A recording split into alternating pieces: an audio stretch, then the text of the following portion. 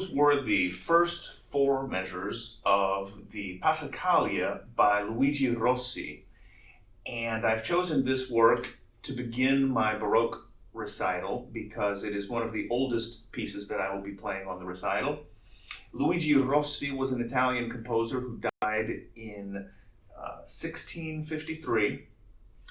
And we are not entirely sure when he wrote this music, but it was first found in the Bowen manuscript from Paris in 1660. So we know that the work must have been known in France, for instance, just 8 years before the birth of François Couperin, who will be the next composer I play right after Luigi Rossi.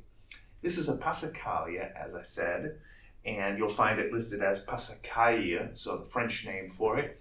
This is, of course, very similar to a ground or a chaconne, where you will hear a theme or a specific harmony that is repeated a number of times, each time with a little bit of variation.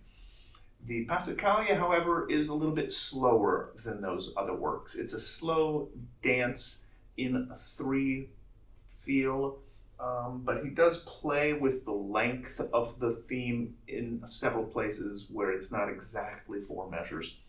The thing I love about this music, besides that it's so old, it gives you a nice foundation to start from with the other Baroque composers I will be playing.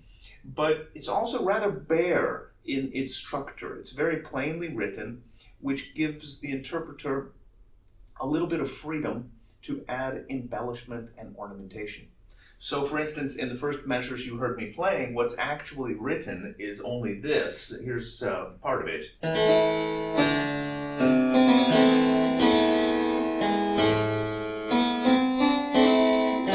So I would embellish that, of course, by doing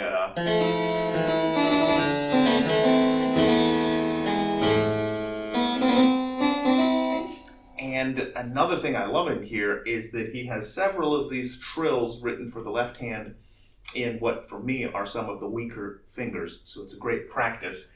And it's particularly thrilling to find some double trills where both hands are having to trill at the same time, like this.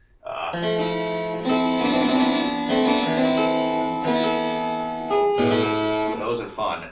And also, Luigi Rossi uses some very dissonant combinations of chords. In fact, one of the scores that I found for this music online had mistakenly left out some of the dissonant notes in a few of the chords. I had to go back and look for the autographed manuscript, which you can also find online, and discover that one of his chords is actually written like this. Listen to that. It has an F, A, E, an A, a B, and a D. So there's a lot of suspensions going on there that make it sound wonderfully dissonant.